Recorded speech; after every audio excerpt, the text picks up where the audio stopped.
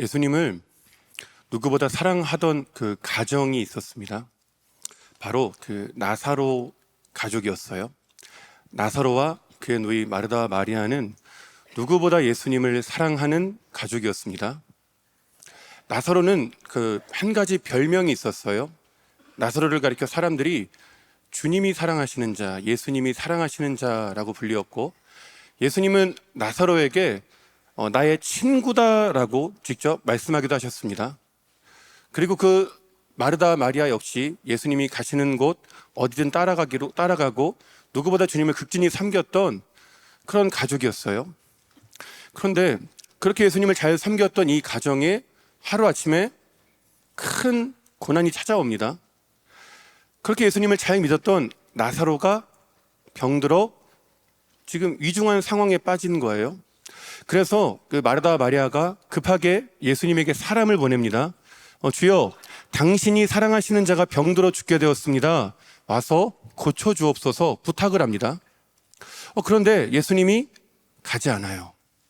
가지 않으십니다.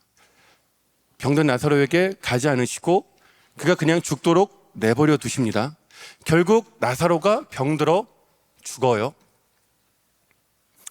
장례식이 한창입니다. 장례가 한창일 때 뒤늦게서야 예수님이 그 나사로의 장례식장에 나타나십니다.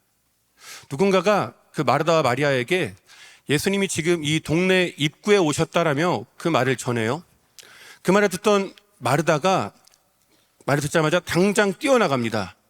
예수님을 맞이하려고 그 장례식장에서 울고 있던 마르다가 당장 뛰어나가요. 그런데 마리아는 나가지 않아요. 마리아는 안 나가요. 마리아가 누굽니까? 자기 언니 마르다 밥하고 막 할 때 자기 혼자 예수님 발치에 앉아서 예수님 말씀 듣던 사람이에요. 누구보다 예수님 사랑하고 예수님과 같이 있기를 누구보다 원했던 그 마리아가 지금 예수님이 왔다라는 소리를 들었는데 나가보지 않는 겁니다. 언니를 따라 나서지 않는 거예요. 그냥 그 방에 그대로 있습니다. 왜냐하면 마리아가 서운한 거예요. 예수님에게 서운한 거예요. 삐진 거예요. 그렇게 우리 가족이 주님을 잘 섬겼는데 왜 우리 오빠를 죽도록 내버려 두셨지? 아니, 우리가 그토록 예수님께 충성했는데 다른 사람은 다 고쳐주시면서 왜 내 오빠는 안 고쳐주셨지? 그 마음의 절망과 좌절로 인하여 예수님이 왔다는 소리를 들었음에도 불구하고 마리아는 나가보지 않아요. 그냥 그 자리에 있습니다. 결국 마르다 혼자 동네 입구에서 예수님을 만나요. 예수님을 만난 마르다는 예수님 앞에 서서 울지 않고 태연하게 이렇게 이야기합니다. 주께서 여기 계셨더라면 내 오라버니가 죽지 아니하였겠나이다. 마르다는 울지 않아요. 태연하게 이야기해요. 서서 침착하게 최대한 예의를 갖춰서 이야기합니다. 지금 마르다 장례식장에서 오는 길이잖아요. 통곡하다 오는 길이잖아요. 울다 오는 길이잖아요. 그런데 그 예수님 앞에서 울지 않아요. 울지 않아요. 태연한 모습을 보여줍니다. 아마도 이 마르다는 이것이 믿음이라고 생각했던 것 같아요. 예수님 앞에서 울지 않는 것, 좌절한 모습 보이지 않는 것, 괜찮은 척 하는 것, 이것이 믿음이라고 생각했던 것 같습니다. 우리도 그럴 때가 있어요. 우리도 주님을 정말 열심히 믿다가 도저히 예상할 수도 감당할 수도 없는 시험과 고난이 찾아올 때 내 마음은 무너져 죽게 되었는데 우리가 주님 앞에 아무렇지도 않은 척합니다. 그냥 아무렇지 않은 척해요. 왜? 이게 믿음이라고 생각하거든요. 이게 믿음 있는 모습이라고 생각을 하거든요. 아마도 마르다가 그랬던 것 같습니다. 그런 마르다에게 예수님이 오늘 내 오라비가 다시 살아나리라 그렇게 말씀하십니다. 그리고 가서 동생 마리아를 데려와 이렇게 말씀하세요. 그래서 마르다가 급하게 집에 뛰어갑니다. 마리아에게 이야기해요. 주께서 널 찾으셔. 그 말을 들은 마리아가 그제야 급하게 그 집을 뛰어나갑니다. 예수님을 그 동네 입구에서 마리아가 발견하고 보자마자 예수님의 발 앞에 엎드려져서 대성통곡하며 펑펑 울며 이렇게 이야기해요. 주께서 여기 계셨더라면 내 오라버니가 죽지 아니하였겠나이다. 이거 어디서 많이 들어본 말이죠. 언니 마르다하고 똑같이 얘기해요. 토시 하나 틀리지 않고 똑같이 이야기합니다. 근데 문장은 똑같은데 태도가 달라요. 태도가 180도 달라요. 마르다 서서 이야기해요. 울지 않았어요. 태연하게 이야기했어요. 마리아는 예수님 발치에 엎드려져서 펑펑 울며 자기 마음에 있는 원망과 절망을 다 쏟아낸 겁니다. 아마 그 모습을 곁에서 지켜보던 그 마르다가 좀 굉장히 초조했을 것 같아요. 저러면 안 되는데. 저거 믿음 있는 거 아닌데. 저렇게 무너진 모습 보이면 혼날 텐데. 저거 믿음 있는 모습 아닌데. 그런데 그런 마르다와 우려와 달리 예수님은 우는 마리아를 보시고 요한복음 11장 33절에 예수께서 심령의 비통히 여기시고 통분히 여기사 35절 예수께서 눈물을 흘리시더라. 예수님은 우는 마리아를 보시고 함께 눈물을 흘려주셨습니다. 그 절망 가운데 대성통곡하는 그 마리아를 보시고 마음에 동하여 마음의 그 긍휼과 그 애끓는 마음을 이기지 못하셔서 함께 울어주셨어요. 예수님은 우는 마리아를 혼내지 않으십니다. 너 왜 울어? 너 왜 절망해? 너 왜 이렇게 무너진 모습 보여? 이런 말씀 1도 안 하세요. 그냥 함께 눈물을 흘려주십니다. 함께 울어주세요. 우리가 신앙생활 하다 보면 그 누구에게도 말하지 못할 고난이 찾아올 때가 있습니다. 누구에게도 말할 수 없어요. 왜? 말해도 이해 못하니까. 설령 말한다 해도 나에게 상처를 줄 게 두려워서 우리는 누군가에게 이야기하지 못합니다. 그런데 문제는 사람에게 이야기하지 않는 게 버릇이 되다 보니까 하나님에게도 이야기를 못하는 거예요. 하나님에게도 내 마음을 꽁꽁 숨기는 거예요. 하나님 다 아시잖아요. 마음을 감찰하시는 하나님이잖아요. 마음의 중심을 보시는 하나님이잖아요. 내 마음 다 찢어진 거 주님 아시는데, 내 마음이 갈기갈기 찢긴 거를 주님이 아시는데 우리는 아무렇지 않은 척하는 겁니다. 그런데 우리 예수님은 우리가 주 앞에 우리의 마음을 다 쏟아낼 때, 우리가 울 때 우리와 함께 울어주십니다. 우리와 함께 아파해 주세요. 저는 저와 함께 울어주시고 아파해 주시는 그 예수님을 참 많이 만났습니다. 정말 많이 만났어요. 제가 아주 어릴 때, 아주 갓난쟁이 때부터 저는 저희 부모님이 두 분 다 알코올 의존이셨어요. 알코올 중독이셨어요. 그래서 술 취한 그 부모님, 술 취해서 길에 쓰러져 있는 부모님 찾으러 다니는 게 제 일이었습니다. 한 4살 때였던 것 같아요. 4살 때 막 그 길에 쓰러져 있는 엄마 아빠 찾으러 막 길거리를 떠도는 모습이 지금도 기억이 나요. 술 드시고 끊임없이 문제를 일으키시는 아버지, 그 남편 때문에 속이 상해서 술이 아니면 견딜 수 없는 어머니 사이에서 자랍니다. 아버지가 일을 안 하시니까 돈이 없었어요. 그래서 집에 먹을 게 없어서 쌀을 살 돈이 없으니까 그 밀가루 조금씩 사다가 수제비 해 먹던가, 어쩌다가 쌀을 좀 얻어오세요. 그러면 쌀이 한 5년 정도 되면 이게 곰팡이가 쓸어서 이게 초록색으로 변하거든요. 그런 쌀 씻어서 먹고, 제가 제 키가 193입니다. 제 키가 193인데 그때 잘 먹었으면 2m가 넘었을 거예요. 그때 잘 먹지 못해서 많이 못 자란 겁니다. 이 영양 실조로 인해 많이 못 자란 거예요. 그렇게 가난하고 힘들고 그 어려운 가운데 어릴 때는 울기도 많이 울었습니다. 맨날 전쟁이니까 맨날 뭐 깨지는 소리, 사람 비명 소리, 하루도 조용할 날이 없으니까 맨날 울었어요. 맨날.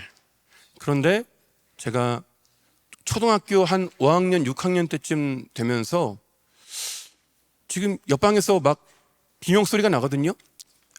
우당탕탕 소리가 나는데 제가 울지 않는 거예요. 제가 아무렇지 않게 저의 할 일을 하고 있는 거예요. 그 순간 제가 내가 강해졌구나, 내가 강인해졌구나. 어릴 때부터 하도 데이니까 스스로 강해졌다고 생각을 했는데, 나중에 그 대학에 가서 심리 상담 과목을 공부하면서 한 가지 안 게 있습니다. 이 눈물이라는 것도 아무나 흘릴 수 있는 게 아니더라고요. 사람이라고 누구나 울 수 있는 게 아니더라고요. 무언가 상황이 바뀔 일말의 여지가 있는 사람이 흘릴 수 있는 게 눈물이라는 걸 알았습니다. 아무리 울어도 소용이 없다는 걸 깨달은 사람은 절대 안 울어요. 아무리 울어도 봐주는 사람이 하나 없으면 절대 울지 않습니다. 저는 그걸 너무 일찍 깨달은 거예요. 초등학교 때 그걸 일찍 깨달은 겁니다. 근데 울지 않는 건 좋아요. 울지 않는 건 좋은데 문제는 웃지를 못하는 거예요. 웃지를 못하는 거예요. 웃고 싶은데 웃지를 못하는 거예요. 그래서 울지도 못하고 웃지도 못하고 아무런 표정이 없는 아이, 우울한 아이, 얼굴에 그늘진 그런 아이로 그렇게 자랍니다. 그러다가 제가 중학교 3학년 때 우리나라의 그 스타크래프트라는 게임이 우리나라를 점령해요. 대한민국의 모든 남자들이 그 게임을 다 합니다. 저도 그 친구들이 맨날 PC방 가니까 몇 번 따라가서 게임을 해봤어요. 근데 제가 게임에 재능이 있었던 거예요. 친구들은 1년 넘게 했는데 저는 게임을 한 지 3달 만에 저희 학교에서 제일 잘하는 아이가 돼요. 고등학교 2학년 때쯤 되어서는 그 온라인에 그 스타크래프트 온라인 접속하면 그 레더 랭킹, 온라인 랭킹이 쭉 뜨거든요. 그때 고2 때 저의 아이디가 거의 최상단에 있었어요. 그러니까 고2 때부터 서울에 있는 프로게임단에서 제의가 오는 겁니다. 와라, 와서 게임해라. 근데 제가 당장이라도 올라가고 싶었지만, 이 지옥 같은 집을 탈출하고 싶었지만 어머니께서 간곡하게 부탁하셨어요. 고등학교만 졸업하고 네가 하고 싶은 거 해라. 어머니가 부탁하셔서 제가 버팁니다. 고3이 돼요. 이제 몇 달만 있으면 졸업인 겁니다. 근데 제가 그때 학교에서도 집에서도 버틸 수 없는 일들이 연달아 일어나요. 제가 그 울분을 참지 못해서 학교에서 수업 도중에 그냥 학교를 뛰쳐나갑니다. 그리고 집에도 안 들어가고 서울에 있는 프로게임단에 올라가요. 학교는 자동으로 그 퇴학 처리가 되었습니다. 제 인생 첫 번째 퇴학을 당한 거예요. 그 프로게임단에서 하루에 20시간씩 게임을 합니다. 20시간씩. 역시나 우리 그 여성분들은 놀라는데 우리 형제들은 놀라지 않아요. 이게 삶이기 때문에 저를 이 선망의 눈으로 바라보시는데 그러시면 안 됩니다. 그렇게 하루에 20시간씩 게임을 해요. 원래 잘해서 프로게임단 들어갔는데 하루에 20시간씩 6개월을 그렇게 하니까 실력이 진짜 어마어마해집니다. 게임을 하는 사람들 사이에서 저의 아이디를 모르는 사람이 없을 정도로 유명해져요. 게임에 딱 접속하면 수십 명의 사람들이 저에게 메시지를 보내요. 막 DM을 보냅니다. 게임 너무 잘하세요. 저를 제자로 삼아주세요. 스승님. 온갖 아부를 다 하는 거예요. 그러니까 그때까지 살면서 누구에게도 인정도 존중도 환대도 받지 못했는데 이 온라인이라는 세계에서 인생 처음으로 인정과 존중과 환대를 받은 겁니다. 그렇게 게임을 열심히 하고 있는데 이게 하면 할수록 이 마음 한구석이 헛헛한 거예요. 마음이 공허한 거예요. 제가 좋아하는 일을 하고 제일 잘하는 일을 하고 조금만 더 하면 성공할 것 같은데 제 마음 한구석의 이 공허함을 제가 견디지 못하는 거예요. 그러던 차에 제가 여느 때처럼 밤새 게임을 하는데 무심결에 벽에 있는 시계를 봅니다. 근데 새벽 4시인 거예요. 근데 저도 모르게 혼잣말로 새벽 예배할 시간이네. 제가 새벽 예배할 시간이네 중얼거리고서는 제가 뭐에 홀린 듯이 일어나서 교회를 걸어갑니다. 교회가 걸어서 1시간 거리에 있었는데 교회를 걸어갔어요. 그렇게 6개월 만에 교회를 간 겁니다. 그렇게 그 불 켜진 예배당 맨 뒤에 앉는데 앉는 순간 누군가가 저를 꼭 끌어안아 주는 것 같았어요. 누가 저를 꼭 끌어안아 주는 것 같은 거예요. 살면서 누가 저 안아준 적 없거든요. 누가 저 안아준 적 없어요. 따뜻함이라는 걸 한 번도 경험해 본 적이 없어요. 근데 6개월 만에 간 그 새벽 예배당에서 인생 처음으로 따뜻함이라는 걸 경험해 본 겁니다. 그래서 제가 그 따뜻함이 너무 좋아서 그날로부터 교회의 모든 예배를 다 나가요. 모든 새벽 예배, 수요 예배, 금요 예배, 주일 오전 오후 저녁 예배를 다 나갑니다. 이유는 하나였어요. 따뜻한 게 좋았어요. 그렇게 교회를 열심히 다닐 때 그 청년부 수련회를 간다는 광고를 듣습니다. 제가 좀 고민했어요. 왜냐하면 저는 고등학교 자퇴생이잖아요. 다 대학생 직장인들이잖아요. 그래서 이거 내가 따라가도 되나? 내가 따라가도 되는 건가? 그런 고민이 들었습니다. 그리고 제가 중고등학교 때 수련회를 다 따라갔지만 한 번도 은혜라는 걸 받아본 적이 없어요. 중고등학교 때 친구들 다 울면서 기도하고 그 기도 마치면 자기가 막 하나님 만났다라고 막 자랑하는데 저는 기도할 때 아무리 간절히 기도해도 눈물이 안 나는 거예요. 이게 눈물이 말라서 그런지 눈물이 안 나는 거예요. 그렇게 수련회에 대한 좋은 기억이 없는데 왠지 모르게 그 청년부 수련회를 따라가고 싶어서 따라갑니다. 첫째 날 저녁 집회 때부터 이상하게 이 마음이 이 명치 끝에서 뭐가 막 올라오는 거예요. 막 뭉클한 거예요. 그러다가 셋째 날 마지막 날 저녁 집회 때 앞에 있는 강사 목사님이 회개하십시오 그러면서 회개 기도를 시키는 거예요. 그래서 저도 눈을 감고 회개 기도를 하기 시작합니다. 그런데 놀라운 일이 일어나요. 저 눈을 감았거든요. 불도 다 꺼져 있거든요. 근데 감은 두 눈에 지난날 저의 삶이 한 컷 한 컷 스쳐 지나갑니다. 지난날 어릴 때부터 저의 삶이 감은 두 눈에 한 컷 한 컷 스쳐 지나가는 거예요. 그리고 제가 지었던 죄들이 한 컷 한 컷 지나가기 시작했어요. 하나님과 사람 앞에 지었던 죄들이 이렇게 영화 파노라마처럼 지나가더라고요. 그러니까 회개가 쉬웠어요. 보이는 걸 기도하면 되니까 회개가 쉬웠습니다. 그렇게 보이는 걸 기도하고 또 기도하는데 그렇게 회개한 순간 제 눈에서 눈물이 터져요. 눈물이 터집니다. 그렇게 울고 싶어도 울 수 없었는데 주님을 만나 회개한 순간 제 눈에서 눈물이 왈칵 쏟아져요. 그때까지 울지 못했던 걸 그날 하루에 다 쏟아낸 것 같아요. 몇 시간을 울면서 통곡하며 회개했습니다. 그렇게 회개한 순간 저는 예수님의 십자가가 머리가 아니라 가슴으로 믿어졌어요. 예수님이 날 위해 대신 죽으셨습니다. 이 사실이 제 머리에서 제 마음으로 내려왔습니다. 중고등학교 때 교회를 다녔기 때문에 예수님이 날 위해 대신 죽으셨습니다. 이거 제가 수천 수만 번 들었거든요. 귀에 못이 박히도록 들었거든요. 그런데 믿어지지 않았어요. 안 믿어졌어요. 근데 그 청년부 동계 수련회에서 예수님의 십자가가 나를 위한 것이었음이 믿어지는 겁니다.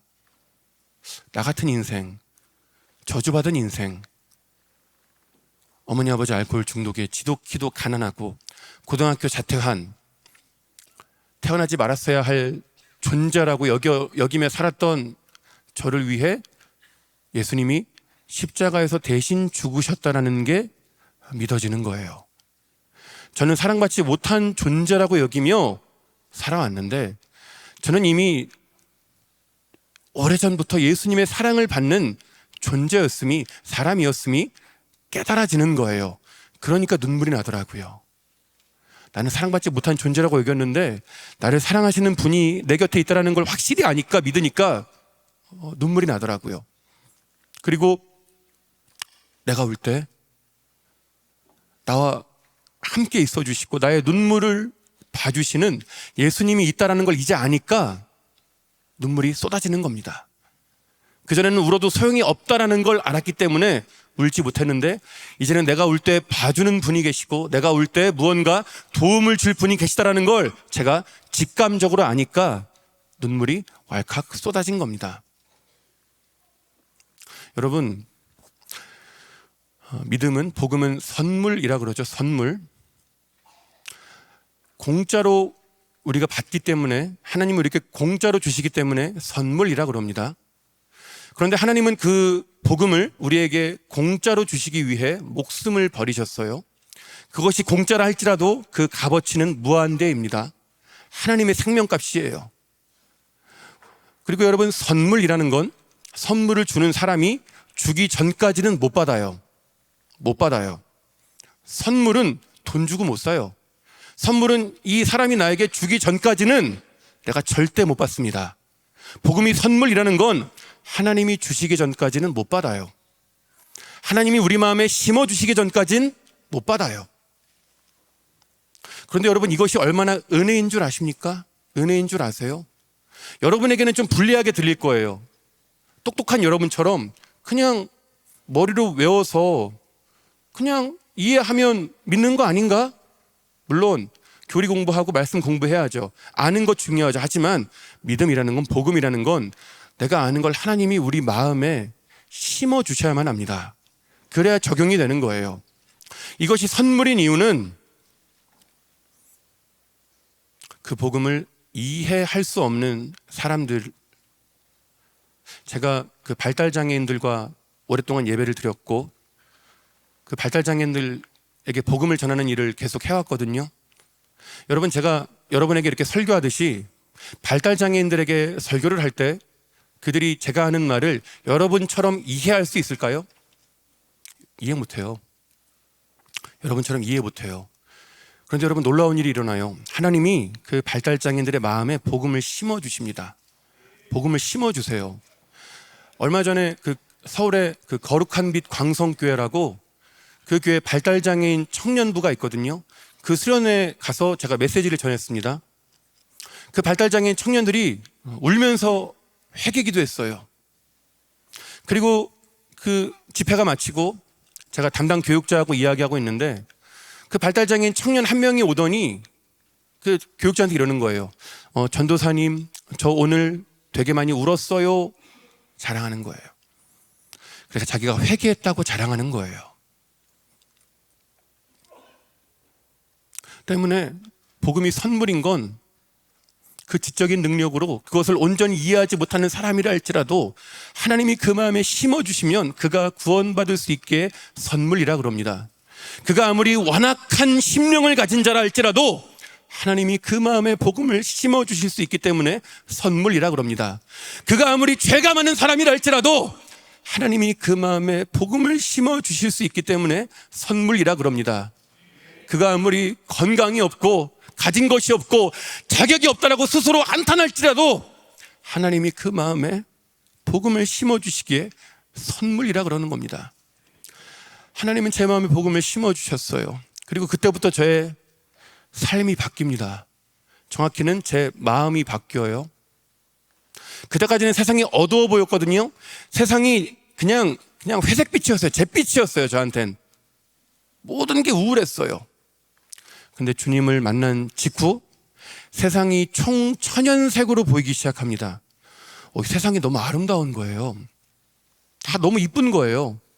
그래서 막 길을 걷다가 보도블럭 사이에 핀 그 잡초가 너무 예뻐서 제가 이렇게 멍하니 막 30분 동안 쳐다보기도 합니다.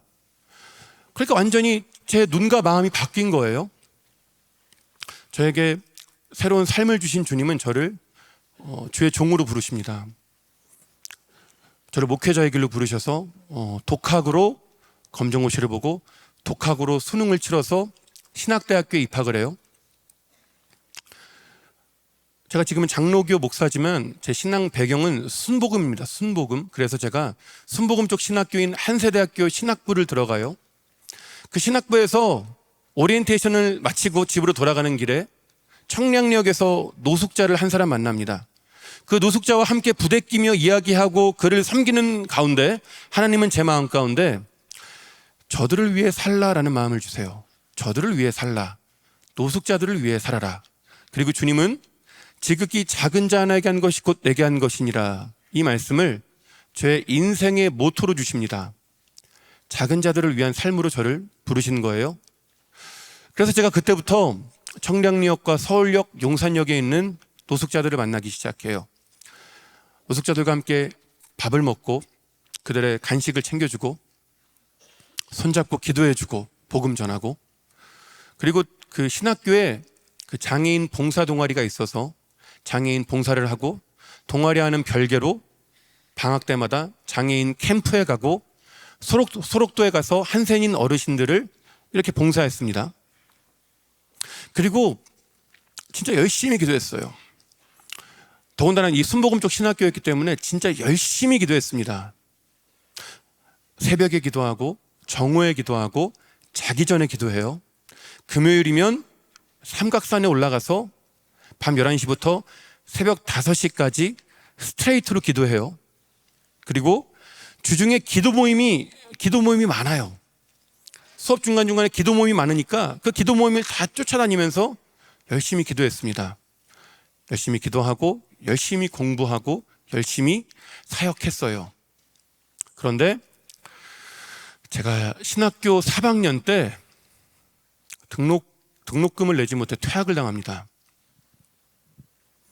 신학교 3학년 때 등록금을 내지 못해 퇴학을 당해요.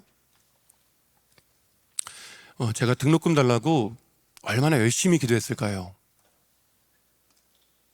진짜 밤새가면서 기도했거든요. 진짜 간절히 기도했거든요. 그리고 하나님이 제 등록금을 채워주신다라는 그 확신이 있었어요. 그래서 제가 그때 학교에서 그 장학금으로 90만 원 받은 게 있었습니다. 90만 원. 그때 등록금이 200만 원 중반대였거든요. 근데 저한테 90만 원이 있는 거예요. 근데 그때 한 신학과 선배가 등록금이 부족해서 고민하고 있다, 그 얘기를 제가 들은 거예요. 그래서 제가 하나님이 저를 채우신다는 확신이 있으니까 그 90만 원을 그 선배한테 줍니다. 그 선배는 등록금을 완납하고 졸업을 해요. 저는 등록금을 내지 못해 퇴학을 당하는 거예요. 쫓겨난 거예요. 신학교에서.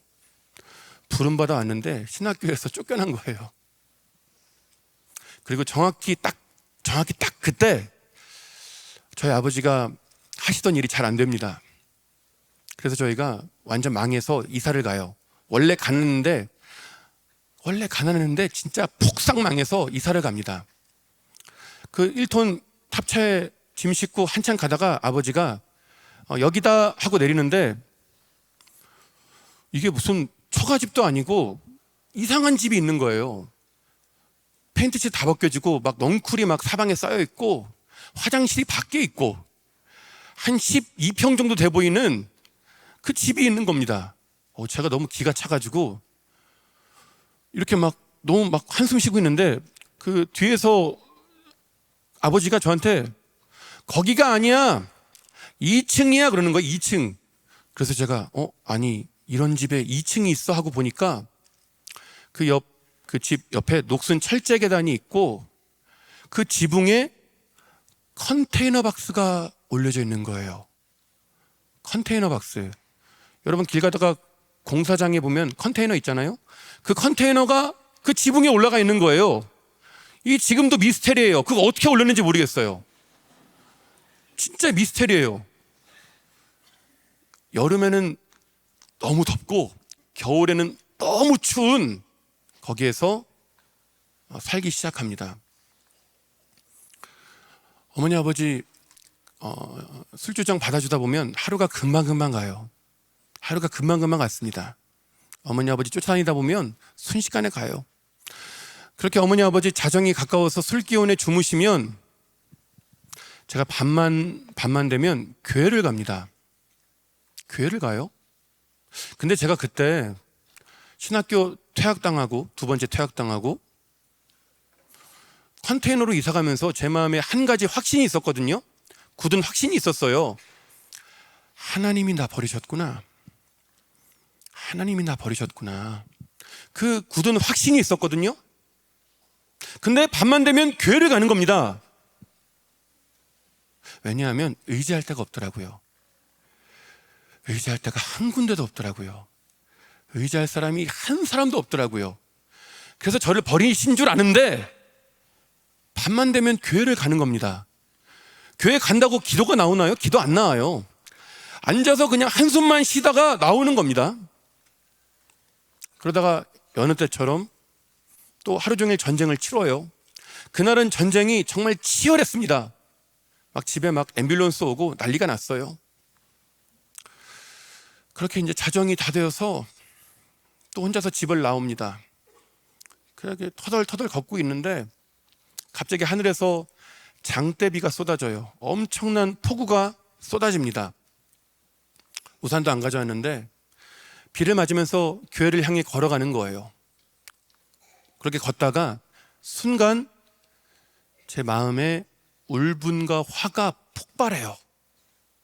제가 하늘을 바라보며 하나님한테 삿대질해 가면서 따지기 시작합니다. 어떻게 나한테 그럴 수 있어요? 어떻게 나한테 그럴 수 있어요? 내가 그렇게 충성했는데, 내가 그렇게 헌신했는데 어떻게 나한테 이럴 수 있어요? 왜 나한테만 그러세요? 제가 지금 되게 점잖게 말씀드리는데 제가 그때 진짜 악을 써가며 대듭니다. 악이란 악을 써가며 대들어요. 그렇게 울분과 화를 쏟아내고 또 바보같이 교회를 가요. 젖은 몸으로 그 지하 기도실에 털썩 주저앉습니다. 그런데 그 순간, 주저앉는 순간 예수님이 저를 안아주셨어요. 예수님이 저를 안아주시더라고요. 예수님이 저를 꼭 끌어안아 주셨어요. 그리고 저랑 같이 우시더라고요. 저랑 우시더라고요, 주님이. 그냥 우시더라고요, 제 곁에서. 저는 그날의 일로 한 가지 깨달은 게 있습니다. 우리가 살다가 하나님이 가장 멀리 있다고 느껴지는 그 순간이 실상은 하나님이 가장 가까이 계신 순간이라는 걸 그때 깨달았습니다. 우리가 신앙생활 하면서 예수님이 도저히 믿기지도 보이지도 느껴지지도 잡히지도 않을 그 순간이 실상은 하나님이 내 곁에 가장 가까이 계신 순간이라는 걸 그때 알아요. 우리는 보통 내 삶이 형통해야, 기도가 응답돼야 하나님이 가까이 계신 것 같다라고 믿으며 삽니다. 그런데 물론 그렇기도 하죠. 하지만 실상은 내 삶이 철저히 무너졌을 때, 그 누구에게도 나의 아픔을 이야기할 수 없을 때, 가장 깊은 고난과 절망 중에 있을 때 하나님이 가장 가까이 계시더라고요. 가장 가까이에서 나를 안아주시고 나와 함께 울어주시더라고요. 여러분, 우리 자식 손잡고 길을 가다가 애가 앞에 달려가다가 넘어집니다. 막 아파서 울고 있어요. 부모가 어떻게 할까요? 부모가 어떻게 할까요? 손가락질 할까요? 비난할까요? 아니에요. 즉시로 달려가서 안아줍니다. 무릎에 흙 털어줘요. 상처 봐줍니다. 꼭 끌어안아줘요. 우리 예수님 그런 분이시더라고요. 우리 하나님 그런 아버지시더라고요. 내가 쓰러졌을 때 즉시로 달려와서 나를 안아주시고 나와 함께 울어주시더라고요. 여러분, 사람이 언제 죽는 줄 아세요? 사람이 언제 스스로 죽는 줄 아십니까? 사람은 괴로워서 안 죽어요. 괴로워서 괴롭다고 사람은 쉽게 안 죽어요. 쉽게 안 죽어요. 괴롭다고 사람은 안 죽어요. 사람은 괴로워서 죽는 게 아니라 외로워서 죽어요. 사람은 외로우면 죽어요. 예수님을 믿는 우리는 살아가다 보면 괴로울 수 있습니다. 괴로운 날들이 찾아올 수 있어요. 하지만 외롭지 않아요. 외롭지 않습니다. 괴롭지만 절대 외롭지 않아요. 절대 외롭지 않습니다. 주님이 함께 하세요. 함께 울어주십니다. 여러분, 우리 혼자 울면 절망하지만 함께 울면 소망합니다. 소망이 샘솟아요. 그 누구도 내 곁에서 울어줄 수 없을 그 순간조차라 할지라도 우리 예수님이 나와 함께 울어주시기에 우리의 삶에 소망이 있는 겁니다. 그렇게 저는 주님을 만나고 다시 그 신앙을 회복해요. 그리고 제가 그때 그 대학교에서 퇴학을 당하니까 뒤늦게 영장이 날라옵니다. 25이란 늦은 나이에 군대 입대를 해요. 군대에서 한창 고생할 때 집에 있는 어머니에게 전화가 왔습니다. 이등병일 때 전화가 왔어요. 어머니가 진교야, 네가 기도했던 게 응답됐어.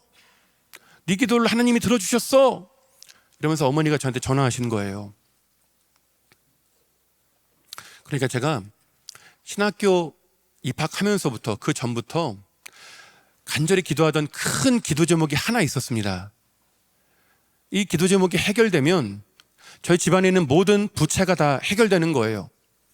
저희 집이 다시 그 회복되는 그 한 가지 기도 제목이 있었습니다. 근데 제가 군대에서 이렇게 이등병일 때 하나님이 그 기도에 응답해 주시는 거예요. 제가 군대 가기 전에 확인했거든요. 아, 이거 안 되는 거구나. 이거는 이제 더 이상 물리적으로 안 되는 거구나라는 걸 제가 확인하고 군대를 들어갔는데 하나님이 제가 군대에 있을 때 저의 기도에 응답해 주셔서 저희 집에 있었던 모든 경제적인 문제를 순식간에 해결해 주세요. 그래서 그때 저희가 컨테이너를 나와서 아파트를 사서 들어갑니다. 아버지가 사업하신다고 땅도 큰 땅을 또 사세요. 트럭도 사업에 필요한 차도 몇 대를 사십니다. 그래도 돈이 많이 남았어요. 돈이 몇 억이 남았어요. 그리고 저는 건강하게 군대를 만기 전역하고 퇴학당했던 신학교에 4학년으로 재입학합니다. 집이 안정되다 보니까 어머니 아버지가 술을 안 드시더라고요. 집에 빚이 없으니까 술을 안 드시는 거예요. 그러니까 집이 안정되다 보니까 제가 그 공부에 집중할 수 있었습니다. 그래서 신학교에서 1등 장학금도 받고 학생회장을 해요. 모두가 인정하는 신학생이었습니다. 장래가 촉망되는 신학생이자 사역자였어요. 그 신학부 학부를 졸업하고 신학대학원에 들어갑니다. 그리고 큰 교회 전임 사역을 시작해요. 진짜 그 모든 게 완벽했던 나날이었습니다. 모든 게 완벽했어요. 부족한 게 하나도 없었습니다. 돈이 많았어요. 아무것도 부족한 게 없었어요. 공부도 잘했어요. 사역도 잘했어요. 모두가 인정하는 그런 사역자로서 그 길을 제가 가고 있었던 겁니다. 근데 문제가 있었어요. 문제는 바로 저였습니다. 제가 문제였어요. 제가 문제였습니다. 오랫동안 기도하던 큰 기도 제목이 응답되니까 기도할 목적이 사라진 거예요. 기도할 이유가 사라진 거예요. 그러니까 전처럼 제가 기도 안 하는 거예요. 전처럼 제가 기도하지 않는 거예요. 전에는 진짜 기도하지 않으면 굶었거든요. 진짜 굶었어요. 돈이 없으니까. 그 기도 응답되기 전에 굶었어요. 너무 배고프니까 초코파이 사다가 오리온 초코파이 꿈도 못 꿔요. 비싸요. 롯데 초코파이 그 설탕만 나는 거, 롯데 없으시죠? 설탕만 나는 거 그거 사다가 한 끼에 2개씩 그거 까먹고 그렇게 버티던 제가 큰 기도가 응답되니까 더 이상 기도 안 해도 먹고 사는데 아무 문제가 없으니까 전처럼 기도하지 않는 거예요. 물론 기도했죠. 사역자니까 새벽 예배했죠. 금요철에 했죠. 그런데 전과 같은 열정도 아니고 전과 같은 분량도 아니었습니다. 그냥 해야 하니까 했어요. 기도를. 그렇게 해도 저는 인정받는 사역자였고 장래가 촉망되는 그런 목회자였습니다. 그런데 그때 저희 아버지가 또 하시던 일이 잘 안 돼요. 순식간에 돈이 다 날라갔어요. 돈이 다 날라가고 또 빚쟁이가 된 겁니다. 또 빚쟁이가 된 거예요. 또. 그리고 아버지가 또 다른 일을 문제를 좀 일으키셔서 어머니가 충격을 받아요. 어머니가 우울증이 점점 깊어지시더니 어느 날부터 어머니가 아들을 못 알아보는 거예요. 엄마가 저를 못 알아보는 거예요. 어머니가 저를 못 알아보고 계속 횡설수설하는 거예요. 막 외계인 이야기하고. 근데 더 큰 문제는 어머니가 스스로 자해하셨어요. 스스로를 막 해치셨어요. 그래서 제가 두고 볼 수 없어서 어머니 손을 잡고 그 춘천의 그 대학병원 한림대학병원 정신과를 갑니다. 정신과의 그 과장 교수님을 만나서 이제 진료를 받아요. 그 교수님이 어머니가 그 조현병입니다. 어머니가 조현병이니까 지금 당장 입원하십시오. 그래서 제가 어머니 손잡고 그 대학병원 8층을 올라갑니다. 정신병동 초인종을 누르니까 문을 열어주는데 두꺼운 철문이더라고요. 그리고 덩치가 저만한 남자 간호사들이 몇 명 있더라고요. 그렇게 그 간호사의 안내를 받아 그 병동 안에 들어가서 그 주치의 선생님에게 어머니를 인계해 드립니다. 그리고 보호자 상담을 받아요. 그리고 이제 제가 이제 나가야 돼서 이제 어머니한테 인사를 합니다. 엄마, 괜찮을 거야. 엄마, 괜찮을 거야. 나 또 올 거야, 엄마. 걱정하지 마. 엄마, 괜찮을 거야. 근데 저희 어머니는 이제 계속 횡설수설 하시는 거죠. 그렇게 어머니하고 인사하고 그 방을 나와서 복도를 걸어갑니다. 이제 철문 앞에 다다르니까 남자 간호사가 문을 열어줘요. 제가 문 밖을 나가려고 이렇게 가는데 그 순간 등 뒤에서 사람 비명 소리가 들립니다. 저희 어머니가 저를 찾는 소리였어요. 진교야, 엄마 두고 가지 마. 진교야, 엄마 살려줘. 저희 어머니가 애타게 저를 찾으시는 거예요. 제가 못 움직이겠더라고요. 제가 이렇게 멍하니 있으니까 등 뒤에 있던 남자 간호사가 저를 확 밀었어요. 그래서 제가 그 철문을 빠져나가니까 바로 문을 닫아버리더라고요. 문이 두꺼워서 그런지 더 이상 어머니의 외침이 들리지 않았습니다. 그 병원에서 저희 집까지 한 10km 넘게 떨어져 있거든요. 버스로 1시간이에요. 근데 그날 제가 집에 어떻게 들어가는지 기억이 안 나요.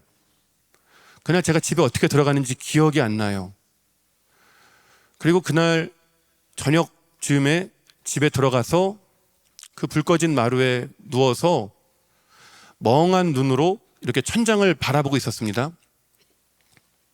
근데 병원에서 듣던 어머니의 외침이 제 귀에 또 들리는 거예요. 어머니가 저를 애타게 부르는 소리가 또 귀를 막 울리는 거예요. 이거 들리면 안 되거든요. 10km 떨어져 있잖아요. 10km. 두꺼운 철문이 있잖아요. 이거 들리면 안 되는데 제 귀를 막 울리는 거예요. 그 순간 제가 완전히 무너져요. 제가 완전 무너져서 아파트가 떠나갈 정도로 펑펑 웁니다. 부모 잃은 자식처럼 펑펑 울어요. 몇 시간을 웁니다. 울다가 지쳐서 잠이 들어요. 그리고 정확히 며칠 뒤에 저희 아버지가 알코올 중독이 너무 심해져서 또 아버지 손잡고 한림대학병원 정신과에 갑니다. 그 과장 교수님에게 상담을 받아요. 그 교수님이 아버지 지금 알코올 중독이 너무 심하니까 당장 입원하셔야 합니다. 그래서 또 제가 아버지 손잡고 그 병원 8층 정신병동에 또 제가 입원시켜드렸어요. 그러니까 어머니 아버지 둘 다 정신병원에 입원한 거예요.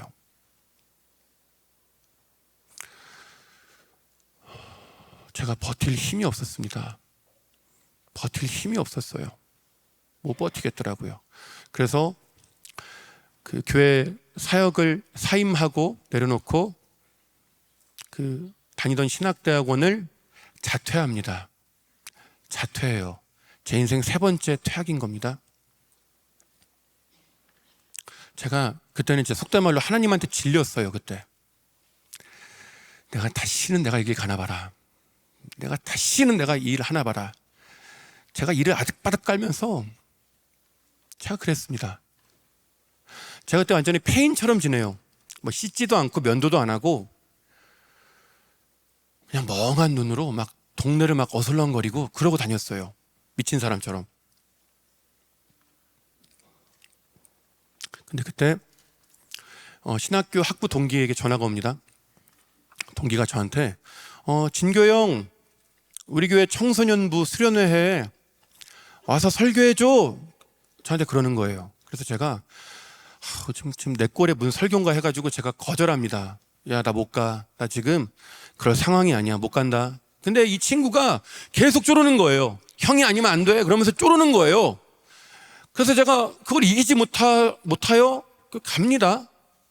그 수련회를 가요. 따라가요. 청소년부 수련회라 그래서 애들이 앉아있을 줄 알았어요. 애들이. 중고등부 애들이 앉아있을 줄 알았는데 가니까 키가 180이 되는 남자 태권도 선수들이 쭉 앉아있었어요. 그 남자 태권도 선수들, 그 남자애들이 저를 죽일 듯이 바라보고 있는 거예요. 그러니까 이제 알겠더라고요. 아, 왜 내가 아니면 안 된다라는 걸 그제 제가 안 거예요. 아, 그렇구나. 그래서 날 불렀구나. 그래서 그 친구들을 앞에다 두고 두렵고 떨리는 마음으로 1시간 설교를 합니다. 그 1시간 설교를 마치고 이제 불 끄고 기도회를 시작했어요. 제가 그때 순복음에 있을 때 그 수련회에서 기도회 인도를 하면 보통 3시간에서 4시간을 기도해요. 한 3, 4시간 기도하면 하나님이 은혜를 주십니다.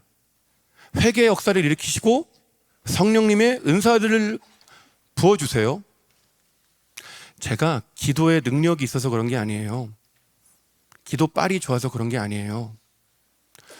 그저 그 3, 4시간 간절한 마음으로 하나님의 긍휼을 구할 때 하나님이 은혜를 베풀어 주시더라고요. 그 누구도 자기 능력으로 하나님의 그 기적을 끌어올 수 있는 사람은 아무도 없어요. 아무도 없습니다. 그저 하나님의 긍휼과 자비를 간절히 구할 때 하나님이 은혜를 주셨던 걸 그때까지 많이 경험했어요. 근데 그 태권도 애들하고 그렇게 기도를 하는데 3시간을 기도하고 3시간 30분을 기도해도 아무런 일이 일어나지 않아요. 아무런 일이 일어나지 않아요. 회개하는 사람 하나도 없고 그렇게 간절히 기도하는데 아무도 은혜를 못 받는 거예요. 얘네들 진짜 열심히 기도했거든요. 옷이 진짜 다 젖을 정도로 그날 주여를 한 180번 했어요. 진짜 열심히 기도했는데 아무런 역사가 나타나지 않은 겁니다. 그래서 제가 그냥 속으로 그러면 그렇지. 그리고 제가 이제 마이크를 잡고 마침 기도를 해요. 왜냐하면 제가 설교하고 기도 인도까지 한 5시간을 서서 이러고 있으니까 진짜 죽겠더라고요. 그래서 마이크를 잡고 마침 기도를 시작합니다. 하나님 감사합니다. 우리에게 은혜 주셔서 감사합니다. 기도를 하다가 이제 마지막에 예수님의 이름으로 기도합니다. 아멘 하고 마치려고 그랬어요. 아멘 하고 마치려고 그러는데 그 순간 아멘 하기 직전에 성령님이 제 마음에 감동을 주세요. 성령님이 제 마음에 이렇게 말씀하시는 것 같았어요. 30분만 더 기도해라. 30분만 더 기도해라. 저한테 30분만 더 기도하라는 감동을 주시는 거예요. 지금 얘네들이 제가 그 마침 기도하는 걸 알아요. 끝날 걸 얘네들이 안단 말이에요. 근데 30분을 더 기도하라 그러시는 거예요. 그러니까 제가 그 아이들에게 그 양해를 구합니다. 정말 미안한데 하나님이 마음에 감동을 주셔서 그런데 우리 딱 30분만 더 기도하자. 정말 딱 30분만 더 기도합시다 하고 주여 삼창하고 다시 기도를 시작합니다. 기도를 시작하면서도 제 마음에는 그 어떠한 기대감이 없었어요. 아무런 기대가 없었어요. 그냥 감동이 너무 강력하니까 어쩔 수 없이 한 거예요. 근데 그렇게 그 30분 기도를 시작하자마자 애들이 뒤집어져요. 한 사람도 빠지지 않고 거기에 있는 모든 태권도 남자 선수 애들이 울며 불며 회개하기 시작합니다. 눈물 콧물 쏟으며 자기의 죄를 통회하고 자복해요. 진짜 그 기골이 장대한 그 남자애들이 펑펑 울어요. 울면서 회개합니다. 그리고 하나님이 그 성령님의 은사를 쏟아 부어 주셨어요. 제 평생 그때까지 사역하면서 그렇게 성령님이 강력하게 역사하시는 걸 처음 봤어요. 거기에 온 친구들 중에 한 사람도 빠지지 않고 모두가 하나님을 만나고 성령님의 은사를 경험한 겁니다. 제가 그 기도회를 마치고 그 아이들에게 오늘 여러분이 받은 은혜를 노트에 기록하세요. 그래서 이제 애들이 이 눈물 훔치면서 막 노트에 쓰는 겁니다. 받은 은혜를. 저는 이제 강대상 바라보고 무릎 꿇고 하나님한테 감사 기도하기 시작했어요. 하나님 감사합니다. 저 버리신 줄 알았는데, 저 버린 줄 알았는데 버리지 않아 주셔서 감사합니다. 부족한 저를 사용해 주셔서 감사합니다. 제가 이렇게 감사기도 하는데 그 순간 성령님이 제 마음에 또 감동을 주세요. 성령님이 제 마음에 이렇게 말씀하시는 것 같았어요. 진교야, 내가 너에게 다시 고난을 허락한 건 다시 기도하게 하려 합니다. 내가 너에게 다시 고난을 허락한 건 다시 기도하게 하려 합니다. 그 감동, 그 말을 듣는데 제가 펑펑 울어요. 그 감사함으로 인해 제가 펑펑 웁니다.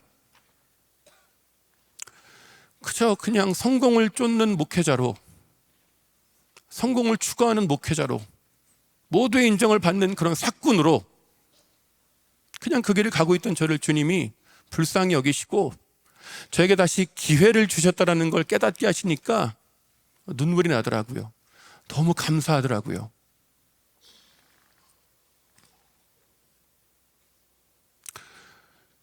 그 수련회가 마치고 며칠 뒤에 제가 그 대학병원 정신과 교수를 만납니다. 자, 보호자 상담을 받아요. 그 과장 교수님이 저희 어머니 아버지 두 분 다 봐주시기 때문에 이제 상담을 한참 하다가 이제 제가 인사하고 이제 나가려고 일어나는데 그 정신과 교수가 고개를 갸우뚱하고 팔짱을 끼더니 의자를 살짝 뒤로 빼면서 혼잣말로 이러는 거예요. 혼잣말로. 이상하다. 저렇게 멀쩡할 리가 없는데. 이상하다. 분명 뭔가 이상이 있을 텐데. 저렇게 멀쩡할 리가 없는데. 정신과 교수가 혼잣말로 중얼거리는 거예요. 제가 너무 멀쩡한 게 이상한 거예요. 이 사람 보기에. 제가 너무 환하게 웃고 막 이러니까 이 사람 보기에 너무 이상한 거예요. 엄마 아빠가 지금 둘 다 정신병원에 있잖아요.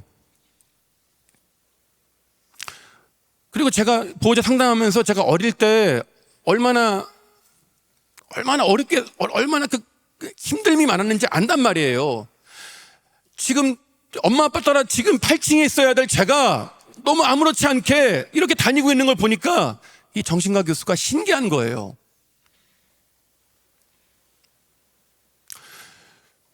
근데 저는 그 이유를 압니다. 그 교수님은 모르지만 저는 그 이유를 알아요.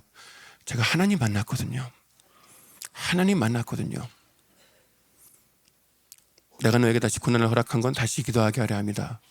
그 하나님의 그 감동, 그 음성이 제 마음 가운데 울리는 순간 제 마음에 있는 모든 울분과 화가 다 씻겨져 나갑니다. 모든 상처와 아픔과 고통이 다 씻겨져 나가요.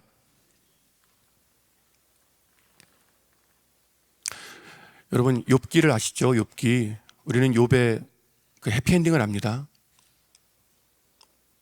욥이 나중에 자식을 또 낳고 재산을 또 일구고 건강이 회복되고 그 모든 해피엔딩을 우리는 알고 있어요. 그런데 여러분, 욥이 언제 그의 마음과 신앙이 회복되는 줄 아십니까? 욥이 언제 그의 마음이 회복되는 줄 아세요? 나중에 자식들을 낳고 재산을 일구었을 때, 환경이 회복되었을 때, 우리는 그때라고 생각하는데 성경 자세히 읽어보시면 그때가 아니에요. 재산을 잃고 자식들을 잃고 아내가 떠나가고 건강을 잃고 믿었던 친구들에게 조리돌림 당하고 있던 그 욥, 자기의 태어난 날을 저주하고 자기의 인생을 저주했던 그 욥이 가장 깊은 고난 중에 있을 때 폭풍우 속에 나타난 하나님을 만난 순간 회복돼요. 폭풍우 속에 나타난 하나님을 만난 순간 욥의 믿음과 마음이 회복됩니다. 하나님이 욥에게 나타나셔서 내가 너의 상처를 치료하노라, 내가 너의 아픔을 안다, 이런 말씀 안 하세요. 하나님이 그냥 무지한 말로 이치를 가리는 자가 누구냐, 이렇게 말씀하시거든요. 근데 그 말을 듣자마자, 하나님 만나자마자 욥이 자기의 신앙을 회복해요. 자기의 신앙을 고백해요. 제가 욥과 같다라고 말씀드리는 게 아니에요. 하지만 저는 그 말씀을 통해 한 가지 확실히 아는 거 있습니다. 하나님을 만나면 우리 마음에 있는 상처와 절망이 씻겨져요. 우리 마음에 그 어떤 아픔과 절망이라 할지라도 하나님이 치유하세요. 하나님이 회복하세요. 여기 앉아 계신 분 중에 그 마음이 아파서 약 드시는 분 계실 거예요. 약 드시는 분 계실 겁니다. 약 드세요. 약 드셔야 돼요. 감기 걸리면 약 먹잖아요. 마음에 감기가 걸리면 약 드셔야 돼요. 그런데 여러분, 약으로 안 되는 게 있다면, 의사의 상담으로 안 되는 게 있다면 한번 기도해 보십시오. 기도해서 하나님을 찾아보세요. 하나님을 만나보세요. 하나님을 만나면 내 마음에 있는 그 누구도 알 수 없는 가장 깊은 곳의 그 절망과 좌절을 하나님이 가져가시더라고요. 하나님이 치유하시더라고요. 나조차도 너무나 고통스러워서 직면할 수 없었던, 내 마음 가장 깊은 곳에 꽁꽁 숨겨놨던 나의 가장 깊은 상처를 주님이 가져가시더라고요. 주님이 치유하시더라고요. 저는 그렇게 주님을 만나서 다시 주의 길을 가기로 결심합니다. 공부해서 이제 장로교 쪽 신학대학원을 들어가요. 그리고 그곳에서 열심히 사역을 합니다. 지극히 작은 자의 사역으로 저를 부르신 주님은 저를 노숙인들과 장애인을 위한 사역으로 부르셨어요. 그래서 주일에는 노숙인들이 오는 그 교회에서 사역하게 하셨습니다. 저는 그 교회에서 도저히 변할 수 없을 거라고 여겼던 그 노숙인들이 복음으로 변화되는 걸 봤어요. 삶의 모든 소망이 끊어져 가장 밑바닥에 빠진 인생들이 복음으로 변화되는 걸 저는 제 두 눈으로 확인했습니다. 그리고 그 하나님은 저를 노숙인의 사역만이 아니라 장애인 사역으로 부르셨어요. 장애인 자립 사역으로 부르셨습니다. 저는 그 굿윌 스토어라고, 그 굿윌 스토어가 대구에 2개 생겼거든요. 여기 반야월에 하나 생겼어요. 그 굿윌 스토어는 굿윌 스토어에서 제가 일하게 하셨습니다. 사역하게 하셨어요. 굿윌 스토어는 그 장애인에게 직업을 주고 그들이 자립하게 하는 그런 스토어입니다. 아름다운 가게하고 똑같아요. 기증품 판매하는 곳입니다. 근데 한 가지 다른 건 장애인이 직원이라는 게 달라요. 장애인이 일을 하여 월급을 받고 그 받은 월급으로 어머니 아버지 외식 시켜드리고 어머니 아버지 생신 선물 사드리고 저축하고 자기가 좋아하는 축구팀 응원 가고 자격증도 공부하고, 그러니까 완전히 그 표정과 삶이 바뀐 그 장애인을 보는 기쁨이 너무 좋았어요. 그 굿윌 스토어에서 일하면서 삶이 바뀐 장애인들을 보는 그 기쁨이 너무 컸습니다. 그래서 열심히 일했어요. 집에 있는 장애인, 일이 없어 집에 있는 장애인을 어떻게든 일터로 끌어올려고 더 많은 장애인에게 일할 기회를 주고 싶어서 쉬는 날 없이 진짜 몸이 부서져라 일했습니다. 열심히 일했어요. 하나님이 은혜를 베푸셔서 놀라운 그러한 역사들을 보여주기도 하셨습니다. 문 닫을 수밖에 없었던 그 매장이 완전히 회복되고 1등 매장이 되는 걸 두 눈으로 보게 하셨어요. 그렇게 한창 장애인 사역을 열심히 할 때 저한테 딸이 하나 있습니다. 외동 딸이 하나 있어요. 제가 그 굿윌 스토어에서 3년 차일 때, 그때 저희 딸아이가 3살이었거든요. 근데 저희 그때 딸이 그 발달 장애 진단을 받습니다. 그리고 뇌전증 진단을 받아요. 그리고 또 이제 자폐 진단을 받습니다. 제가 그때 MDB 졸업하고 목회자가 되기 위한 MDB 과정을 졸업하고 그 위에 이제 석사 과정에서 공부하고 있었거든요. 근데 애가 장애 진단 받고 맨날 가니까 제가 더 이상 학업을 이어갈 수 없어서 휴학을 합니다. 그리고 휴학 기한이 2년이 넘어가니까 또 퇴학이 되더라고요. 제 인생 4번째 퇴학을 당하는 거예요.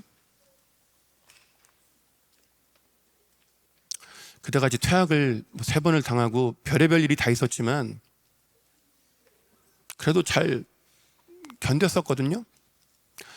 와, 근데 자식이 아픈 건 차원이 다르더라고요. 자식이 맨날 병원에 가고 입원하고 이거는 차원이 다르더라고요. 장애 진단까지 받으니까 진짜 못 살겠더라고요. 진짜. 그래서 제가 너무 막 허탈하고 힘들어서 막 한 번은 구대수에서 일하다가 이렇게 터덜터덜 걷다가 이렇게 하늘을 보면서 혼잣말로 내 원가족도 그렇게 힘들었는데, 그러니까 어머니 아버지랑 살던 원가족도 그렇게 힘들었는데 또 그러시네. 왜 나한테만 그러시지? 제가 이렇게 막 한탄할 때도 있었어요. 근데 그때 가장 힘들 때 저하고 아내하고 결혼하고 항상 자기 전에 항상 같이 기도했거든요. 그때 장애 진단서 받고 한창 힘들 때도 아내하고 그 밤에 기도할 때 하나님이 저희 아내에게 2가지 감동을 주세요. 며칠간의 간격을 두고 하나님이 제 아내에게 2가지 감동을 주십니다. 첫 번째 감동은 하나님이 주신 것 중에 좋지 않은 건 없다. 하나님이 주신 것 중에 좋지 않은 건 없다. 이런 감동을 주시는 거예요. 그러니까 저희가 그 감동을 받고, 그렇지, 하나님 좋지 않은 것 안 주시지, 하나님 좋은 것 주시지, 선한 것 주시지, 하나님이 우리에게 장애아를 자녀로 주셨지, 하나님은 좋은 것 주시지. 그리고 나서 며칠 뒤에 하나님이 2번째 감동을 주십니다. 자식의 장애는 부모가 선택한 게 아니라 하나님이 허락하신 거다. 자녀의 장애는 부모가 선택한 게 아니라 하나님이 허락하신 거다. 이 감동을 주시는 거예요. 여러분, 장애아 부모님들, 장애아 어머님들이 제일 힘든 게 뭔지 아세요? 맨날 병원 가는 거? 그 병원비, 어마어마한 병원비 때문에 막 너무 쪼들리고 힘든 거? 이것도 진짜 힘들거든요. 근데 장애아 어머님들을 제일 힘들게 하는 건 죄책감이에요. 자책감이에요. 나 때문에 이렇게 됐구나. 나 때문에 내 새끼가 장애인이 됐구나. 나 때문에 이렇게 됐구나. 이 죄책감을 평생 이고 삽니다. 병원에서 의사가 이거 부모하고 유전적으로 아무 관계 없습니다. 어머님 절대 잘못 아니에요. 유전적으로 아무 연관 없습니다. 백날 의사가 얘기해도 소용없어요. 소용없습니다.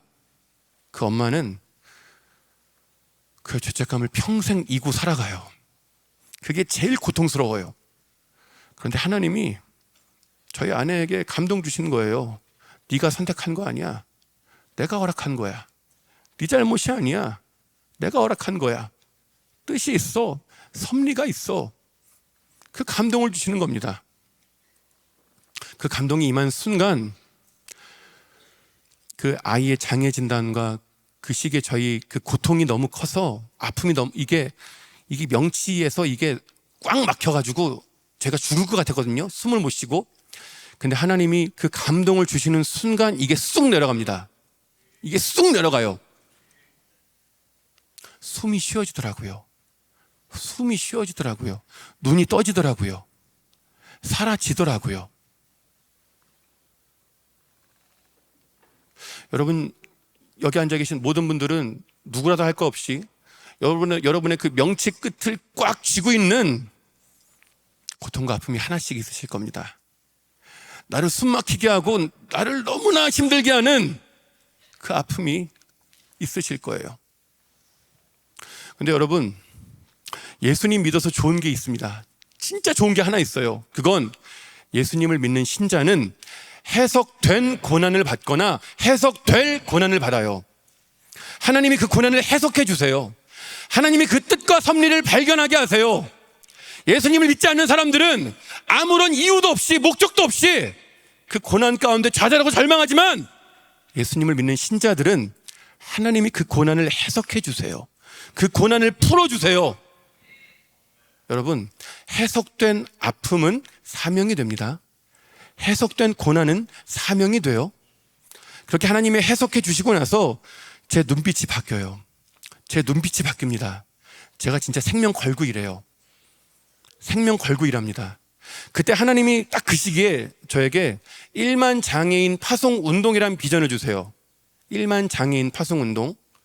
한국교회 10%만, 10교회 중에 한 교회만 사용하지 않는 물건을 기증하면 집에 있는 만 명의 장애인이 세상으로 나가 일을 할 수 있다라는 그 1만 장애인 파송 운동을 외치기 시작했습니다.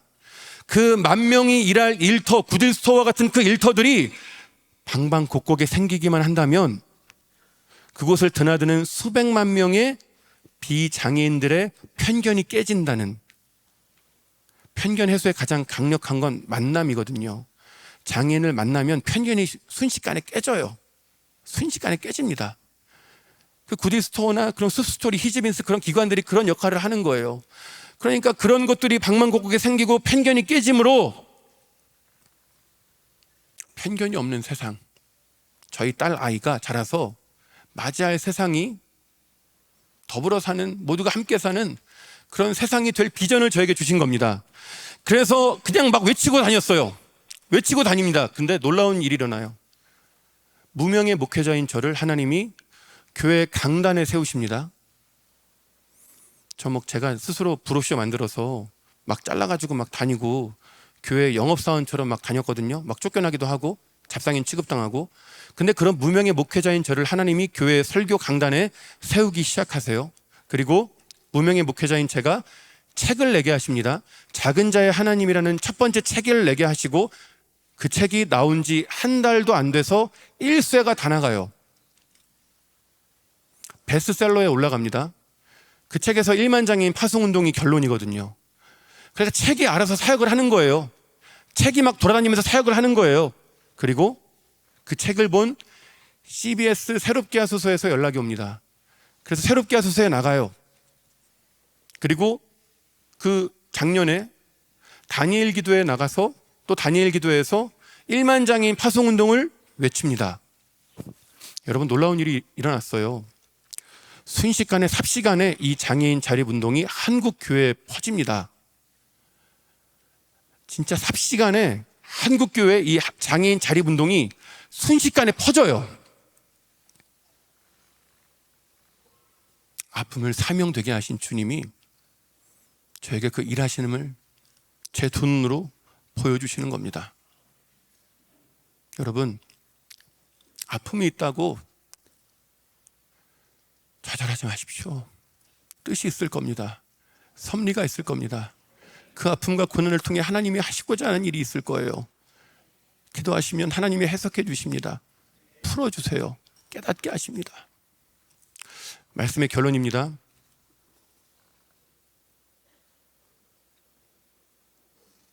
예수님을 아무리 잘 믿어도 고난은 찾아올 때가 있습니다. 하지만 우리는 괴로울 수 있어도 외롭지 않기에 우리는 살아낼 수 있어요. 살아낼 수 있습니다. 그리고 우리의 눈물을 보신 주님은 우리와 함께 울어주시고 우리가 살 길을 여세요. 우리가 살 길을 여십니다. 우리의 문제들을 해결해 주세요. 내 힘으로 안 되는 문제들을 치워주십니다. 저희 어머니 아버지 지금 말짱하세요. 술 안 드세요. 술 안 드세요. 말짱한 정신으로 두 분 잘 살고 계세요. 하나님이 길을 내시더라고요. 길을 내시더라고요. 주님 다시 오시는 그날, 재림의 그날, 주님은 우리를 대면하시자마자, 우리를 딱 앞에서 대면하신 주님이 처음으로 해주시는 일은 눈물을 닦아주십니다. 눈물을 닦아주세요. 그런데 그 본문 읽어보시면 주님이 모든 눈물을 닦아주신다 그래요. 모든 눈물이에요. 모든이에요. 모든이 뭡니까? 이 땅에서 내가 흘렸던 그 모든 눈물을 주님이 재림할 때 다 닦아주신다는 거예요. 그 모든 눈물을 다 닦아주신다는 건 주님이 나의 모든 눈물을 다 아신다는 거예요. 내가 눈물을 흘리는 그 현장, 그 순간 주님이 거기에서 다 보고 계셨다는 거예요. 다 보고 계시니까 아셨다는 거예요. 그리고 그 주님은 기어이 다시 오셔서 우리의 모든 눈물을 씻어주시겠다고 약속한 겁니다. 때문에 여러분, 신자는 이 땅에서 눈물을 흘리는 사람들이에요. 눈물 흘리는 사람들이 신자입니다. 삶이 형통하고 아무 문제가 없어서 눈물 없는 인생이 신자가 아니라 모든 눈물을 닦아주시는 그 인생이 바로 신자입니다. 때문에 여러분, 우십시오. 우세요. 마음껏 우세요. 펑펑 우세요. 주님이 같이 울어주십니다. 주님이 눈물 닦아주십니다. 주님이 안아주십니다. 그리고 주님이 길을 열어주십니다. 문제를 해결해 주세요. 주님과 함께 울고 함께 웃으심으로 이 땅에서 삶을 끝까지 살아내시는 저와 우리 성도님들 되시길 예수님의 이름으로 축원합니다.